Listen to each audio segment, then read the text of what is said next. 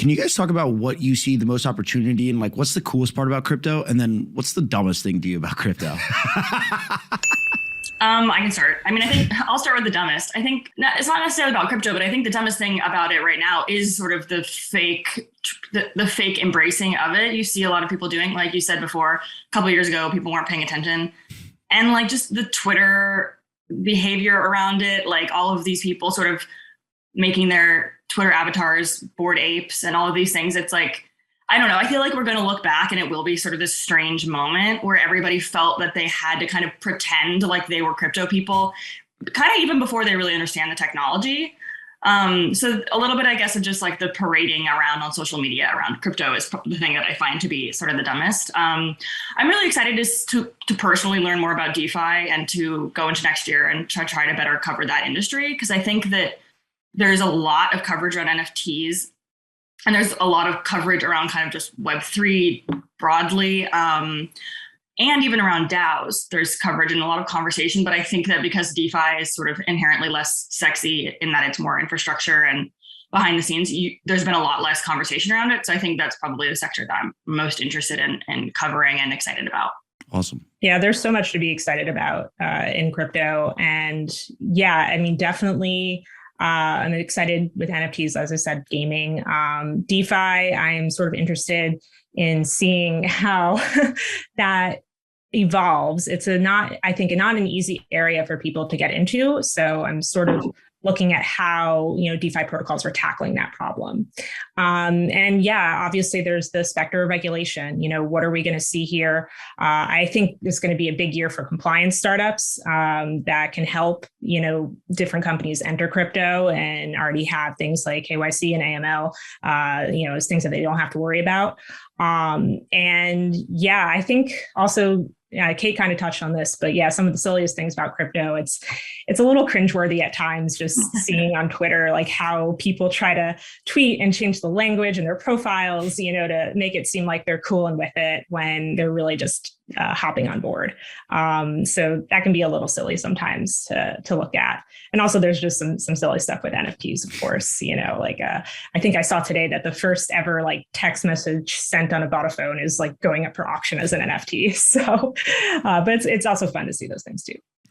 I am convinced, and I don't remember Hannah or Kate, which one of you said it, but this whole idea of like changing the profile picture to not your face doesn't make sense unless you're completely pseudonymous. So there's, I think it's like Punk6529, right? Where that is the entire point of the identity, is that it is a pseudonymous person. It's known by that identity and it's talking about that, etc. That makes a ton of sense then.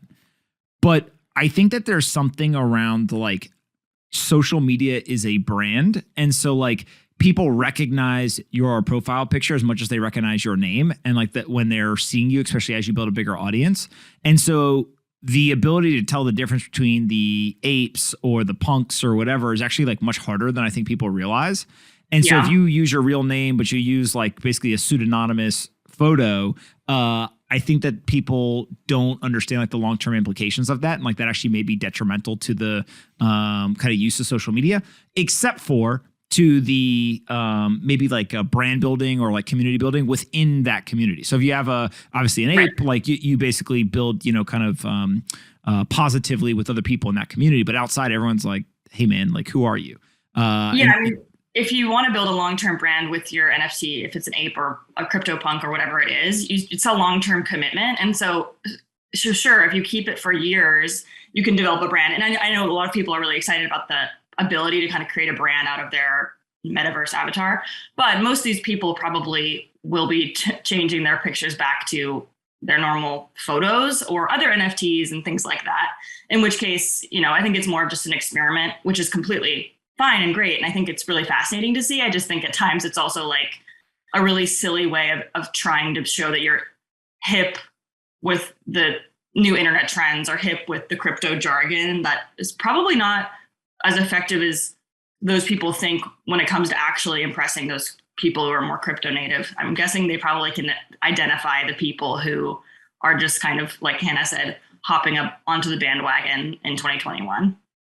I don't know which one of you guys want to answer this, but is it fair to say that the startup community looks at the moves by like a Facebook becoming Meta and doing all of that, are they hopping on the bandwagon as well? Or is this something that's much more kind of like organic to a big company like that? Like, what do you hear from founders and some of these startups? Yeah, well, the founder of the Sandbox the other day really came down on Meta and said that his main mission right now is to defend against these big tech giants coming into the metaverse. And he just doesn't think that it's possible for them to really make a difference in this space that will benefit users, that they're too beholden to their shareholders. So, I think it'll be really interesting to see sort of that clash down the line. So yeah, I would say there are rumblings among founders. There is sort of this, I guess, shaking their heads about this. And it's interesting also to see too, like, Solana Labs, like they told me a few weeks ago that they've talked to literally every social media platform, that big tech giants are interested in this space and they're coming in.